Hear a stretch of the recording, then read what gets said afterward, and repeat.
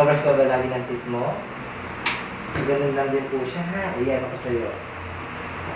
May nail din natin. Tingnan natin. Hindi na natin isang nail. Ganun na siya. Sana? Brush na. Lapit yan. Lapit dito rin. Galing niya rin yun eh. Lapit kay dentist. Yan.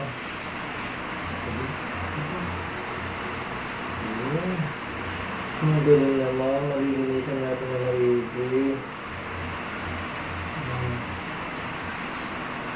Nakikilipit ka? Nakikilipit ka?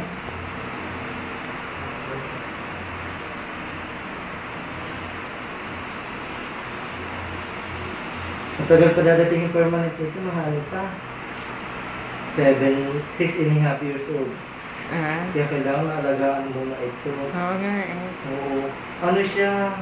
Ano ko siya, pagbalik niya, i-fluoride natin. Yung fluoride, pampatibay ng ngipin para habang wala pa yung permanent teeth, itong milk teeth, medyo may pa. Kailan siya ibabalik?